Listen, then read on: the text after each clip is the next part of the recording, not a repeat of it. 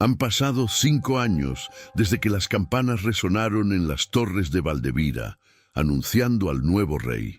Al principio, el pueblo vivió un amanecer de esperanza, plazas renovadas, niños riendo entre rosales y músicos que llenaban el aire de melodías vibrantes. Parecía que el sufrimiento del pasado, el abandono, la guerra, la traición, había cedido finalmente a la promesa de una nueva era. Sin embargo, ninguna era de oro nace sin sombras. Para Adrián, cada nuevo día era un delicado ejercicio de equilibrio. El trono era cómodo, pero hecho de responsabilidades afiladas como espadas. Sentado bajo la luz filtrada por el vitral azul de la sala del trono, Adrián sentía el peso invisible de las expectativas, de su pueblo, de sus aliados, de los nobles antiguos que nunca olvidaron la sangre mestiza del rey, ni el hecho de haber sido un bastardo abandonado. Ahora era adorado por muchos, pero tolerado por otros, que mantenían sus reservas ocultas bajo capas de cordialidad forzada. El rey, sin embargo, nunca olvidó su origen. Había noches en que, solo en los jardines cubiertos de rocío, recordaba el frío de la montaña, el llanto ahogado en medio de la tormenta, la mirada de Matilde, aquella que le había dado amor cuando nada más quedaba. Ella le había enseñado a distinguir el verdadero valor de un hombre, no en la sangre, sino en los actos. Y aún con una corona en la cabeza, era esa enseñanza la que guiaba cada decisión, cada vacilación. En los salones de la corte, los espías murmuraban sobre las antiguas alianzas del exiliado duque Rodrigo, rumores sobre cartas enviadas a escondidas, sobre encuentros secretos en tabernas en las ciudades fronterizas. Los mercaderes, inquietos con las reformas del nuevo rey, comenzaron a financiar pequeños grupos de resistencia, temiendo la pérdida de sus privilegios ancestrales. Las noches de Valdevira se convirtieron en escenario de conspiraciones silenciosas, mientras el rey aprendía que las batallas más peligrosas no se libraban en el campo, sino en los pasillos del propio castillo. Adrián, atento, decidió reforzar el círculo de confianza a su alrededor. Llamó a Lorenzo, su viejo amigo y comandante de la Guardia Real, para reuniones nocturnas, y encargó a Matilde, ahora de 14 años y notable don para la ciencia de las hierbas, de supervisar la salud de la familia y de los aliados más cercanos. Helena, reina y consejera, se convirtió en su pilar. Juntos trazaban estrategias para mantener no solo la paz, sino el equilibrio del reino entre tradición y cambio. Sin embargo, a medida que las amenazas externas crecían, Adrián percibía que el verdadero enemigo podría estar dentro de sus propias murallas, aguardando el momento de atacar. En el interior del castillo, mientras el mundo adulto se agitaba en intrigas y política, la próxima generación crecía y aprendía, moldeada por los vientos del cambio y la historia familiar. Eduardo, el heredero, tenía ahora 15 años. Sus rasgos recordaban a su padre. Ojos dorados, mandíbula firme, una postura naturalmente altiva. Desde pequeño había sido preparado para la sucesión. Maestros de reinos distantes le enseñaban latín, derecho, filosofía, economía y estrategias militares. Adrián, consciente de sus propias inseguridades pasadas, intentaba no sobrecargar a su hijo con expectativas imposibles, pero era imposible evitarlo. Cada mirada, cada gesto, cada silencio entre los dos estaba cargado por el peso del futuro. Eduardo, a su vez, se sentía dividido. Quería enorgullecer a su padre, pero a veces se preguntaba si estaba a la altura del mito en que Adrián se había convertido. El niño de la montaña, el rey que venció la muerte y el prejuicio, el soberano amado por los humildes y temido por los poderosos. En las noches de insomnio, vagaba por los pasillos en busca de respuestas. En algunos momentos se sentía invisible, una sombra proyectada por alguien que brillaba demasiado. Matilde, hermana menor, era un contraste. Con 14 años ya demostraba genialidad en las ciencias naturales, la botánica y la medicina. Heredó no solo el nombre, sino también el espíritu inquieto y compasivo de la mujer que había salvado a Adrián. Mientras Eduardo sudaba en entrenamientos de esgrima y debates políticos, Matilde pasaba horas en los invernaderos y jardines catalogando plantas, creando remedios y estudiando la vida de las abejas. Los criados decían que ella tenía manos milagrosas. Su tacto parecía aliviar los dolores de los animales y de las personas. Su madre, Helena, incentivaba estos estudios, consciente de que el reino necesitaba más que guerreros y diplomáticos. Necesitaba curadores. La relación entre los hermanos era intensa. Había afecto, rivalidad, celos y admiración mutua. Eduardo admiraba la libertad de Matilde, su capacidad de ignorar las presiones del trono, pero a veces también sentía envidia. Le gustaría ser visto no solo como el príncipe heredero, sino como alguien único, con sueños propios. Matilde, a su vez, veía en su hermano un modelo de honor, pero se preocupaba por el endurecimiento de su corazón. Temía que para ser rey, él sacrificara la dulzura y la duda, esenciales para no perderse en el poder. En el centro de la familia, Adrián y Helena buscaban mantener la unidad. Cenas regulares, largas caminatas por los bosques y viajes cortos para visitar pueblos servían como momentos de acercamiento. Adrián se preocupaba por mostrar a sus hijos la realidad del pueblo, la pobreza, las heridas aún abiertas de las guerras, los peligros reales de gobernar sin empatía. Más que herederos, quería formar líderes preparados para amar, escuchar y servir. Pero a medida que la juventud de los hijos se desarrollaba, los ecos del pasado, las sombras del exilio, de la traición y de la guerra, parecían acercarse, impulsando a cada miembro de la familia real a tomar decisiones que cambiarían para siempre el destino de Valdevira. La prosperidad de Valdevira era notoria y al mismo tiempo fuente de envidia e inquietud para muchos. Bajo el gobierno de Adrián, el reino había experimentado reformas audaces. Tierras fueron redistribuidas, impuestos suavizados para los pobres y nuevas leyes protegían a huérfanos, viudas y pequeños agricultores. Tales cambios, sin embargo, no agradaban a todos. Muchos antiguos nobles, acostumbrados al privilegio hereditario, resentían ver su influencia diluida, sus dominios cuestionados por el nuevo ideal de justicia real. En las cámaras secretas de sus mansiones, estos hombres y mujeres susurraban que el rey, a pesar de la sangre Valdevira, nunca dejaría de ser el bastardo de la montaña.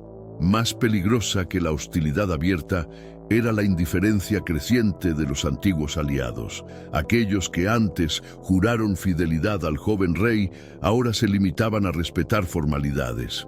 El Consejo Real, antaño lugar de debates acalorados y francos, se había convertido en un teatro de máscaras. Discursos cuidadosamente equilibrados, elogios velados y silencios estratégicos. Adrián sentía en cada sesión como si la corte fuera un lago congelado, hermoso en la superficie, pero traicionero por debajo. El descontento también fermentaba entre la élite mercante. Los grandes comerciantes de Valdevira, muchos de ellos enriquecidos bajo la sombra de los antiguos regímenes, veían sus ganancias amenazadas por las reformas. El rey había abierto mercados a pequeños artesanos y campesinos, prohibido monopolios y forzado a que el grano, la sal y el hierro se vendieran a precios justos en tiempos de crisis. Esto disgustó a muchos, principalmente a los más poderosos, que financiaban secretamente periódicos críticos al gobierno y buscaban alianzas más allá de las fronteras del reino. Comenzaron a circular rumores de conspiraciones, reuniones nocturnas en casas nobles, mensajes intercambiados con Altamar y otros reinos vecinos. La frontera norte, especialmente, mostraba señales de inestabilidad, aldeas quemadas, desaparición de líderes comunitarios, caravanas saqueadas por bandidos supuestamente fantasmas. Todo parecía orquestado para alimentar la desconfianza, minar la autoridad real y preparar el terreno para una eventual ruptura. Adrián, hábil en percibir amenazas invisibles, intensificó el trabajo de su red de agentes leales, promovió rondas más frecuentes, reforzó el sistema de correos reales y creó una orden secreta de centinelas, hombres y mujeres del pueblo entrenados para escuchar, ver y relatar. Con cada nuevo informe, el rey se preguntaba si sería capaz de contener el torrente de resentimiento antes de que desbordara en guerra civil. En esas noches de incertidumbre, Adrián buscaba consuelo en el cuarto de Helena, en la risa leve de Matilde o en la mirada silenciosa de Eduardo. Pero ni siquiera el calor de la familia era suficiente para disipar el frío de la duda. ¿Hasta cuándo duraría la paz conquistada con tanta sangre y coraje? El verano llegó a Valdevira con un calor extraño, pesado. Junto con el calor llegó la tragedia. Incendios criminales devastaron Valrío, uno de los pueblos más antiguos y prósperos del norte del reino. El fuego surgió en medio de la noche, devorando graneros, casas y hasta parte de la iglesia. Muchos murieron intentando salvar niños, otros se perdieron entre las llamas mientras buscaban vecinos desaparecidos. De los sobrevivientes, pocos pudieron describir a los agresores. Eran sombras encapuchadas, casi espectrales, que desaparecían a la primera señal de resistencia, dejando tras de sí marcas misteriosas grabadas en las puertas destruidas. Un cuervo bicéfalo, antiguo símbolo de los altamar. Tan pronto como recibió la noticia, Adrián decidió ir personalmente al norte, acompañado de Lorenzo y una pequeña comitiva. No era solo un gesto simbólico, era la declaración de un rey que no gobernaba a distancia, sino que compartía el dolor y el miedo del pueblo. El viaje fue duro. Caminos destruidos, puentes quemados, aldeas reducidas a escombros. El rey vio de cerca la devastación y escuchó historias de valentía silenciosa, mujeres que salvaron niños, campesinos que formaron líneas humanas para contener el fuego, ancianos que enfrentaron a bandidos con palos y piedras. En Valrío, Adrián sintió el amargo olor a ceniza mezclado con la sal de las lágrimas. En medio de los escombros, un anciano entregó al rey un trozo quemado de tela, en el que aún era posible distinguir el cuervo bicéfalo bordado en hilo dorado. El símbolo era una provocación clara, un mensaje para el trono. El enemigo era antiguo y conocía las debilidades del reino. Para Adrián quedó evidente que no se trataba solo de bandidaje, sino de una acción cuidadosamente planeada, destinada a dividir al pueblo e instigar la discordia. Mientras el rey organizaba el socorro, alimentos, médicos, materiales para la reconstrucción, llegaban nuevas noticias. Otros pueblos, distantes entre sí, también habían sido atacados, siempre con la misma firma. El pánico se extendió. Muchos comenzaron a abandonar sus casas, temiendo la próxima tragedia.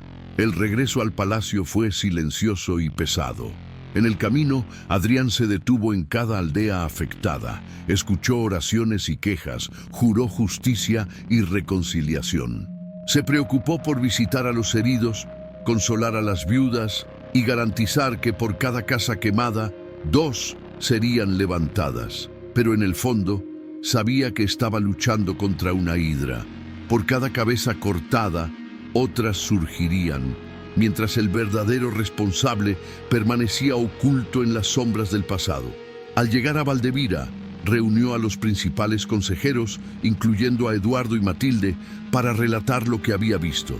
Habló no solo de las pérdidas, sino de la valentía, la solidaridad y el deber de proteger, sobre todo, la esperanza que tanto había costado conquistar. Las palabras resonaron por los pasillos del palacio y reavivaron en muchos la voluntad de resistir.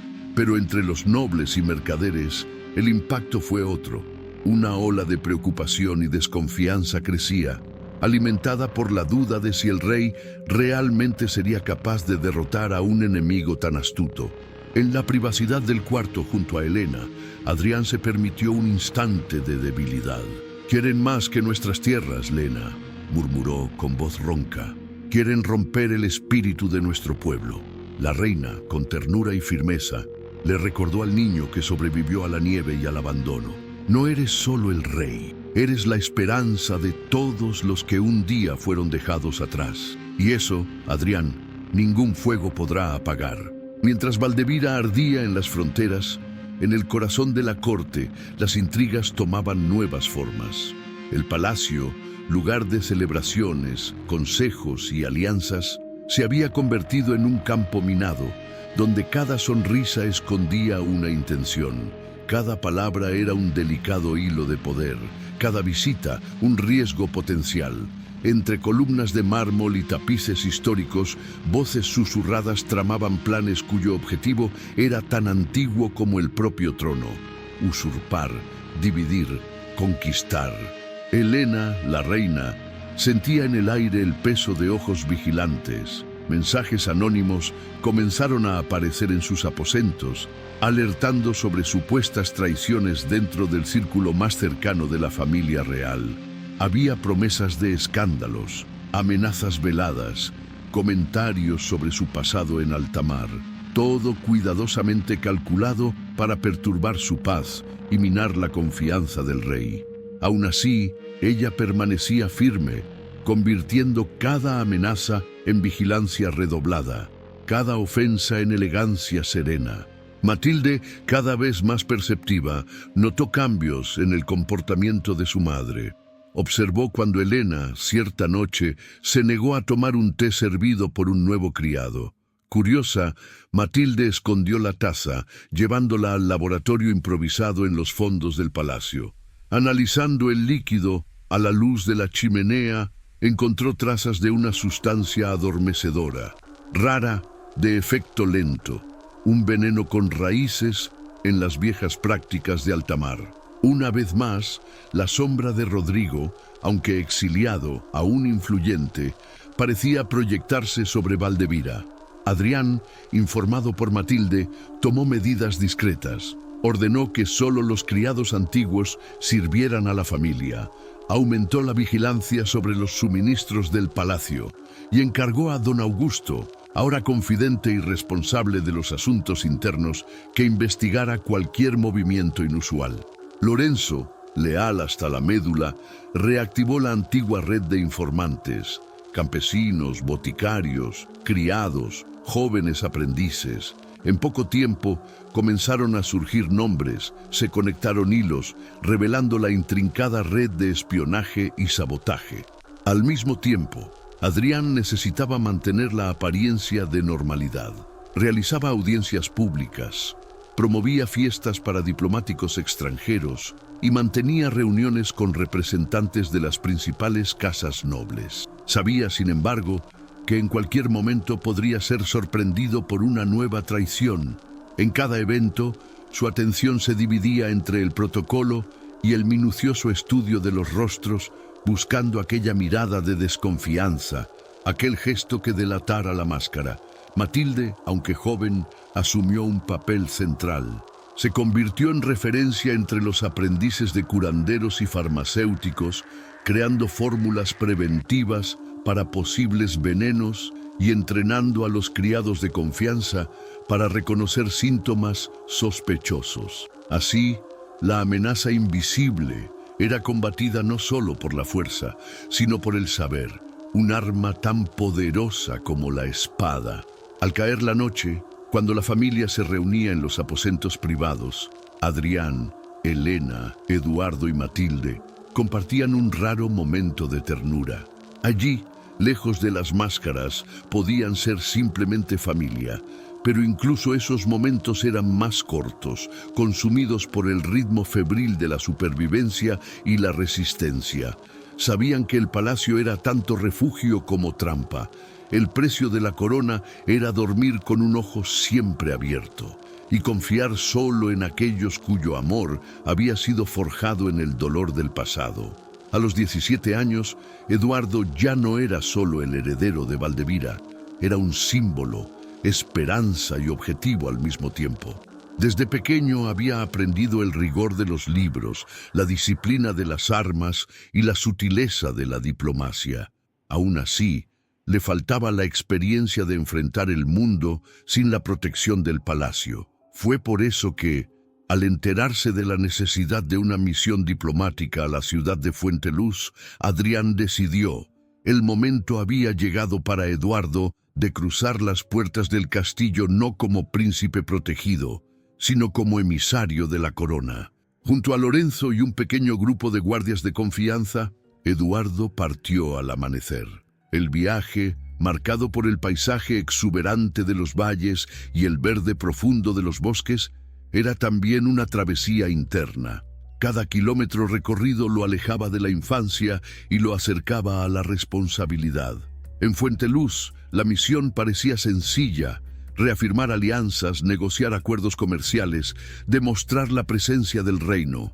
Pero bajo la superficie, la ciudad bullía de rumores sobre bandas rebeldes, saqueadores nocturnos y supuestos espías de alta mar.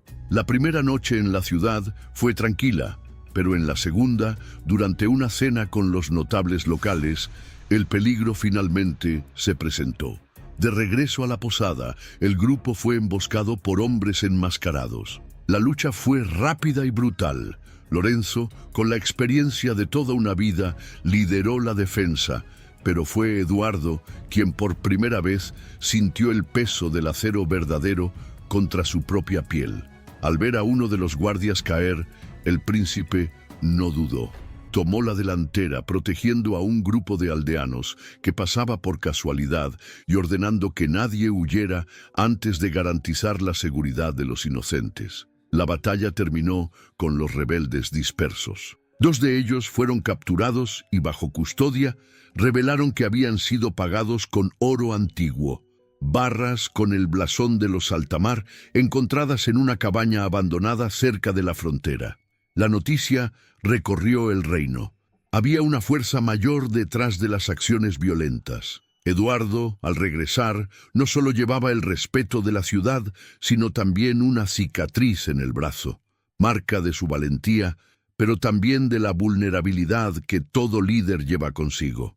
Adrián recibió a su hijo con orgullo y preocupación. Reconoció en la mirada de Eduardo la transformación. El niño inquieto había dado lugar a un joven león. Las conversaciones entre padre e hijo se hicieron más profundas. Juntos, discutían estrategias de defensa, justicia, ética y poder. Por primera vez, Eduardo fue invitado a participar en las reuniones del consejo, a escuchar quejas, a tomar decisiones. Sin embargo, el joven príncipe también sentía las cargas del cargo. Percibía que, para cada gesto de heroísmo, había una consecuencia. Para cada victoria, una pérdida silenciosa. Encontró en Matilde no solo una hermana, sino una confidente, alguien capaz de entender que el dolor de los demás era tan real como el propio, alguien para recordar que incluso en un trono es necesario conservar la humanidad. Lorenzo, el viejo guardián, vio en Eduardo el reflejo de Adrián en tiempos de juventud, pero también algo nuevo: la voluntad de transformar el mundo no solo con la espada, sino con el corazón. Y así, entre batallas, consejos y noches de insomnio, el joven león de Valdevira daba sus primeros rugidos, aún temblorosos, pero cada vez más poderosos. La victoria diplomática de Eduardo en Fuenteluz parecía, a primera vista, consolidar la fuerza de Valdevira y la confianza del pueblo en sus líderes. Sin embargo, las semanas siguientes trajeron una inquietud silenciosa al palacio. Noticias llegaban de diversas partes del reino: desapariciones de pequeños líderes comunitarios, campesinos encontrados muertos a la orilla de los caminos y principalmente relatos de grupos armados actuando con tácticas que recordaban a las antiguas fuerzas de alta mar. Don Augusto, el ministro de Comercio, presentó a Adrián un informe preocupante. Las transacciones de oro con blasón antiguo seguían ocurriendo en las ciudades fronterizas. El servicio secreto interceptó cartas cifradas. Algunas, con la caligrafía conocida de viejos aliados del duque Rodrigo. Detrás de las sombras, el nombre del antiguo usurpador resurgía, ahora más peligroso que nunca, pues actuaba lejos del alcance directo de la justicia real. En el consejo, las discusiones se volvieron tensas. Había consejeros que clamaban por represalias inmediatas, arrestos sumarios y castigos ejemplares. Otros, traumatizados por los errores del pasado, pedían cautela, investigación y diálogo. Adrián, recordando su propio exilio y los traumas vividos por su familia, optó por una estrategia doble: refuerzo de las fronteras con hombres leales a Lorenzo y creación de misiones secretas de investigación conducidas por Matilde, quien ahora, con sus habilidades de observación y empatía, era capaz de identificar mentiras, rastrear síntomas de miedo y manipulación en los rostros de aquellos a quienes interrogaba. Eduardo, animado por la experiencia en Fuenteluz, asumió tareas cada vez más complejas. Lideró patrullas, medió conflictos entre aldeas y enfrentó la decepción de percibir que, no siempre, la justicia era clara como en las historias de caballería. En muchos casos, la verdad se ocultaba en medio de intereses personales, antiguas rivalidades y heridas nunca cicatrizadas. Sin embargo, a pesar de los esfuerzos de la familia real, las sombras seguían creciendo. Una noche, un atentado casi le costó la vida a Matilde. Al regresar del laboratorio, encontró el cuarto revuelto y, al encender una vela, notó un olor dulce y empalagoso. Su conocimiento sobre hierbas le salvó la vida. Reconoció el aroma de una toxina rara y logró abrir las ventanas antes de desmayarse. Cuando recobró el conocimiento, ya rodeada por los criados fieles, encontró en el suelo un pequeño papel donde estaba dibujado el cuervo bicéfalo, símbolo inequívoco de los Altamar y de la conspiración del exiliado Rodrigo. Esta nueva agresión fue el detonante para una respuesta más dura de Adrián. El rey, sin renunciar a los valores que lo definieron, autorizó operaciones de búsqueda y captura de los principales sospechosos, pero también intensificó los mensajes de conciliación y protección al pueblo, recompensas por información, amnistía a traidores arrepentidos y renovación de las promesas de justicia para todos, incluso en tiempos de amenaza.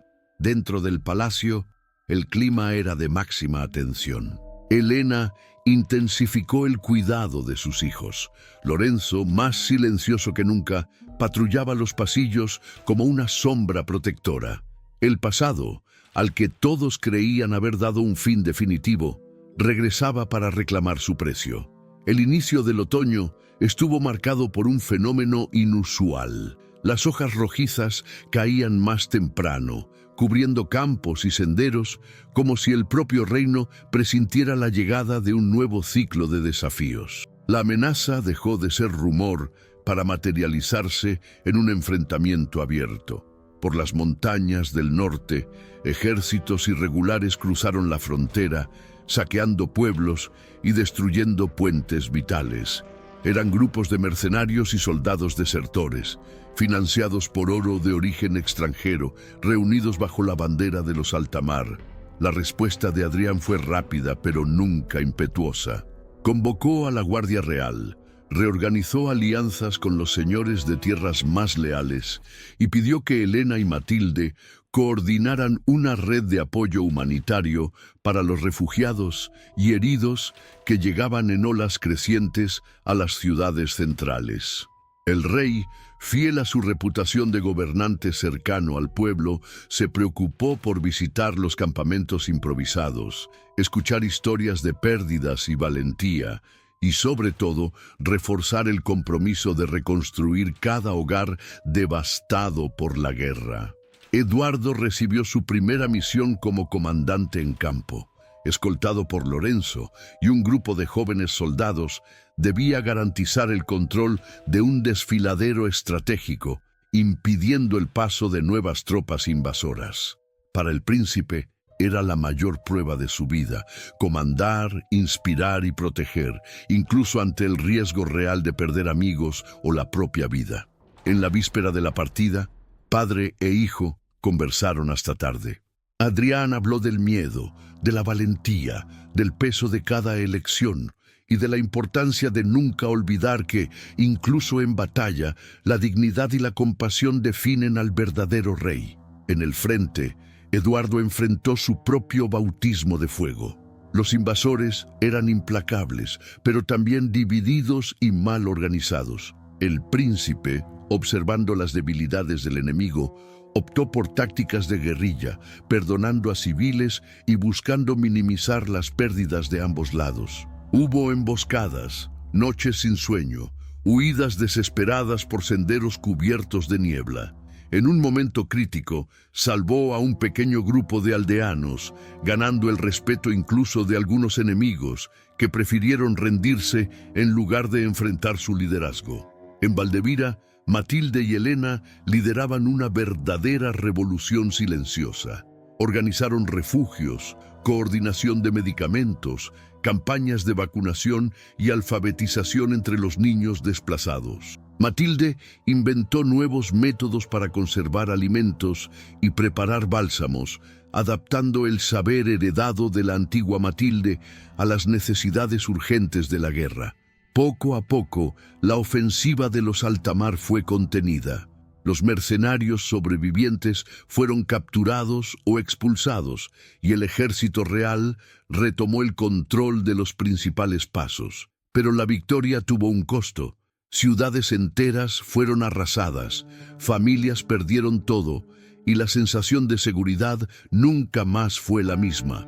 En el posguerra, Adrián recorrió el campo, reconociendo el heroísmo de soldados y campesinos, premiando la valentía de los humildes y consolando a las madres en duelo. Sabía que la guerra no terminaba con el silencio de las armas, sino con el resurgimiento de la esperanza, y al regresar al palacio, miró a sus hijos, a Elena y a Lorenzo, y se prometió a sí mismo: haría todo lo posible para que Valdevira nunca más experimentara la devastación y el dolor de la guerra.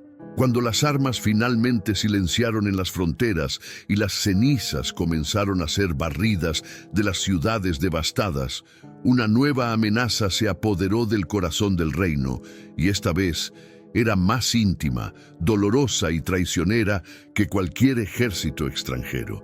La salud de Elena, la reina, se convirtió en motivo de preocupación. Lo que comenzó como pequeños episodios de cansancio, insomnio y fiebre baja, evolucionó a desmayos súbitos, migrañas terribles y una debilidad que le impedía seguir con las funciones del palacio. Médicos, boticarios, curanderos e incluso sacerdotes fueron llamados para examinar a la soberana, pero todos se mostraron perplejos ante el avance de la enfermedad. Para Matilde, la inquietud pronto se convirtió en misión. Negándose a aceptar explicaciones superficiales, la joven pasó noches analizando ingredientes de los remedios, observando atentamente la rutina alimentaria de su madre, entrevistando a cada criado y revisando los últimos viajes de Elena. Fue durante una madrugada tormentosa, cuando todos dormían, que Matilde encontró una pista: un frasco de perfume extranjero, regalo de un diplomático de altamar. Contenía vestigios de una toxina rara, prácticamente desconocida fuera de los círculos de alquimistas más antiguos. Mientras Matilde corría contra el tiempo para salvar a su madre, otra tragedia sacudió a la familia real. Eduardo, ahora comandante y símbolo del ejército victorioso, cayó en una trampa durante una misión de patrulla cerca de la frontera. El príncipe fue secuestrado por mercenarios sobrevivientes y llevado a una fortaleza en las montañas heladas, convirtiéndose en pieza de negociación de los últimos enemigos. La noticia de su captura se extendió rápidamente, causando pánico no solo en el palacio, sino en todo el reino. Los invasores enviaron un mensaje claro: exigían tierras, oro y la abdicación de Adrián si deseaban ver al heredero vivo nuevamente. El dolor y el miedo se instalaron en el castillo. Helena, aunque debilitada, exigía información sobre su hijo. Matilde, exhausta pero incansable, alternaba el cuidado de su madre y la coordinación de las búsquedas de Eduardo, mientras Adrián se encontraba ante el dilema más cruel de su vida: salvar a su hijo a cualquier precio, arriesgando la estabilidad del reino, o mantenerse fiel al deber de gobernante, incluso bajo el riesgo de perder todo lo que más amaba. En esos días sombríos, la familia real se unió de un modo diferente, ya no solo por la esperanza o el deber, sino por el amor profundo e indestructible que los unía, mucho más allá de los títulos y las coronas. Y fue en esa fuerza invisible, forjada por el sufrimiento, que encontraron energía para resistir el asedio de la tragedia. El Consejo Real fue convocado deprisa. La sala, antes escenario de celebraciones y debates elocuentes, ahora albergaba rostros tensos y corazones afligidos. Por un lado, voces clamaban por una negociación rápida, por la entrega de parte de las riquezas y tierras exigidas por los secuestradores. Por otro, antiguos consejeros, sobre todo los más fieles a la familia Valdevira, alertaban sobre el peligro de sentar precedentes y ceder al chantaje, temiendo desatar una ola de extorsiones futuras. Adrián, sentado a la cabecera, sentía el peso de cada argumento como si cada palabra fuera una piedra en su pecho. El rey recordó los consejos de Matilde la curandera, las noches frías en las que la valentía no era solo enfrentar enemigos, sino resistir la tentación de traicionar los propios valores. Pero nunca, hasta entonces, el precio de ese ideal había sido tan alto. Mientras las discusiones se encendían, Matilde finalmente descifró el misterio de la enfermedad de su madre.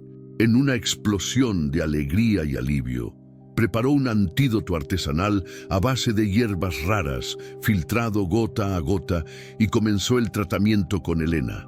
La reina, al principio frágil como una hoja al viento, reaccionó lentamente al remedio. En pocos días recobró la lucidez y con ella volvió a participar activamente en las decisiones de guerra y paz. Paralelamente, Lorenzo y don Augusto organizaron una misión secreta para rescatar a Eduardo.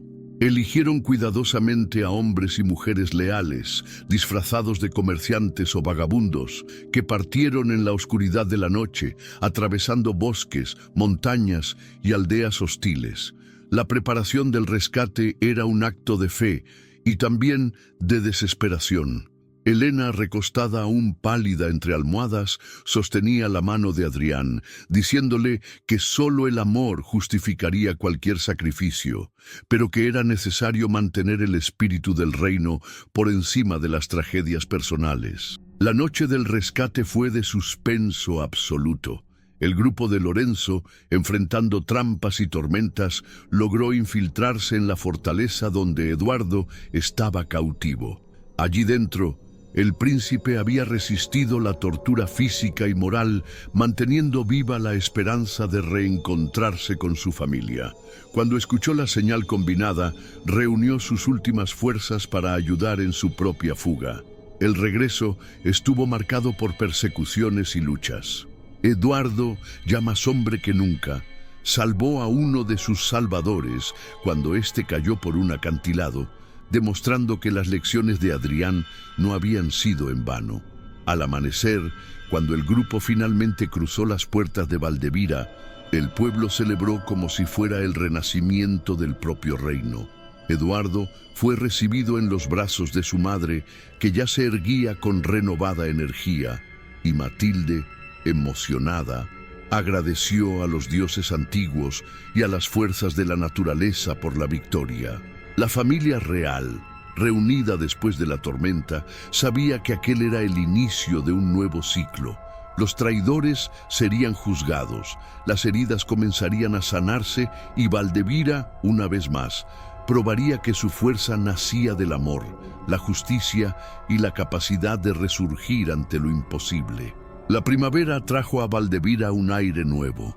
el perfume de los campos lavados por la lluvia, el sonido de las campanas celebrando el regreso del heredero, y la esperanza resplandeciendo en los ojos de un pueblo marcado por tantas pérdidas y superaciones. La familia real, aún recuperándose de los últimos acontecimientos, supo transformar el dolor en propósito. Adrián organizó audiencias públicas, abriendo el palacio a los humildes y a los heridos por la guerra. Ordenó que las riquezas recuperadas en las campañas fueran invertidas en la reconstrucción de las ciudades destruidas y en programas de alfabetización y salud. Las nuevas carreteras, escuelas y hospitales comenzaron a surgir por todo el reino, frutos de un esfuerzo colectivo guiado por el ejemplo del rey, de la reina y de sus hijos. En cada inauguración, Adrián se preocupó por estar presente, discursando junto a Helena, quien finalmente restablecida, retomó su influencia benéfica sobre el consejo y sobre las mujeres del reino. El pueblo, orgulloso y agradecido, respondió con trabajo, solidaridad y una fe renovada en el futuro. Los antiguos traidores, ahora desenmascarados, recibieron penas ejemplares, pero nunca crueles.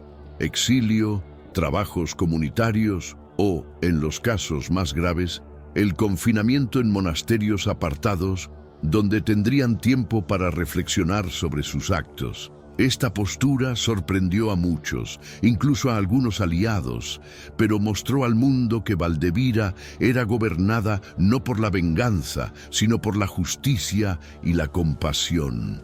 Eduardo y Matilde, madurados por sus experiencias, obtuvieron funciones más destacadas en el gobierno. Eduardo empezó a acompañar a su padre en las sesiones del consejo, aprendiendo el difícil arte de equilibrar intereses, tratar con embajadores y liderar con firmeza y amabilidad. Su ejemplo en batalla inspiraba a jóvenes de toda la región, pero también se preocupaba por promover la paz y fomentar la formación de nuevos líderes locales. Matilde, ahora reconocida como la curandera mayor del reino, encabezaba una verdadera red de aprendices y voluntarios. Su fama se extendía más allá de las fronteras, atrayendo a estudiosos, boticarios e incluso a alquimistas extranjeros en busca de aprendizaje e intercambio de conocimientos. Su mayor alegría, sin embargo, era regresar siempre al jardín del palacio, donde cultivaba las mismas flores que un día habían curado a su madre. Flores ahora símbolo de resistencia, esperanza y renacimiento. Lorenzo, más viejo y cansado, pidió retirarse de las funciones de mando. Emocionado, Adrián aceptó la petición de su viejo amigo, garantizándole el puesto de consejero vitalicio y el título de protector de la Casa Real para que su nombre y hechos jamás fueran olvidados. El palacio, a su vez, cambió no solo por dentro, sino por fuera. Las grandes fiestas se convirtieron en celebraciones populares, abiertas a todos, y los niños de los barrios pobres comenzaron a ser recibidos en los salones, donde podían aprender, jugar y soñar. El dolor dejado por las guerras y las traiciones fue poco a poco transformado en lazos de confianza, crecimiento y una valentía colectiva que haría de Valdevira un faro entre los reinos vecinos. Pasaron los meses y los árboles del bosque real florecieron como nunca, anunciando una era de prosperidad rara en la historia del reino.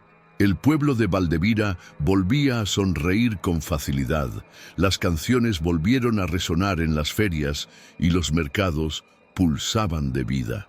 El nombre del rey Adrián era respetado mucho más allá de las fronteras, no solo por su valentía, sino por su honestidad, humanidad y por la capacidad de aprender incluso de sus propios enemigos. Los días del abandono y del miedo parecían distantes, pero no olvidados. Adrián sabía que cada victoria venía con un precio y que para garantizar la paz era necesario no solo reconstruir muros y caminos, sino también corazones.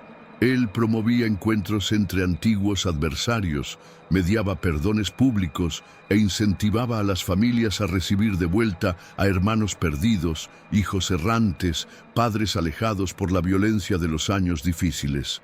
En el palacio, la rutina de la familia real se volvía más tranquila. Las noches, antes consumidas por estrategias y consejos de guerra, ahora eran dedicadas a la lectura, a la música y al simple placer de estar juntos. El jardín, que un día fuera refugio de Matilde niña, ahora era escenario de los juegos de los nietos de antiguos criados, de los aprendices de curanderos y de las conversaciones inspiradoras de Elena, siempre rodeada de jóvenes que la veían como ejemplo de valentía y generosidad. Eduardo, firme pero sensible, comenzaba a prepararse para la sucesión. Ya era tratado por muchos como futuro rey, pero se preocupaba por dividir las responsabilidades con Matilde, reconociendo en ella no solo a la hermana y amiga, sino a una verdadera compañera de gobierno y de ideales. Con la salud restaurada y el espíritu fortalecido, Elena sugirió un nuevo proyecto, una gran escuela, abierta a niños y niñas de todos los orígenes, donde las enseñanzas de Matilde la curandera se unirían a las artes, las letras, la música y la filosofía, formando una nueva generación de líderes curanderos y artistas para Valdevira y más allá. La vida, por fin, volvía a ser celebración. Pero lo más importante era la certeza de que detrás de cada conquista estaba el compromiso colectivo de jamás olvidar las lecciones del dolor, del amor y de la esperanza. El tiempo pasó. El rey Adrián, ahora con cabellos marcados por la plata, se sentaba al atardecer en el banco de piedra donde años antes se había prometido a sí mismo que jamás dejaría que el pasado definiera el futuro. Observaba a Eduardo y Matilde, adultos, rodeados de jóvenes consejeros y aprendices, debatiendo el futuro de Valdevira. Elena, siempre elegante, supervisaba una clase de música en el jardín, mientras el sonido de risas infantiles llenaba el aire con la promesa de días felices. A su lado, Lorenzo, aún más viejo, pero de ojos vivos, recordaba en voz baja las batallas vencidas, las pérdidas soportadas, las huidas, los milagros y las reconciliaciones. «¿Ves, mi rey?», susurró el viejo amigo. «El mundo cambió porque te negaste a abandonar tu corazón, incluso cuando todos decían que no era posible». Adrián sonrió, sintiendo en su pecho una gratitud silenciosa. Sabía que su mayor legado no era el trono, sino la familia reunida, el pueblo libre y la certeza de que, mientras hubiera alguien dispuesto a amar y a luchar por justicia, Valdevira jamás sería subyugada por las tinieblas del pasado. El sol se puso, dorando las murallas, los campos y las aguas del río. Una nueva generación corría por los jardines, llevando en los ojos la promesa de futuros aún más brillantes. Y en ese momento, Adrián comprendió. El ciclo se había cerrado, no como un fin, sino como un eterno recomenzar, y el reino de Valdevira finalmente era hogar.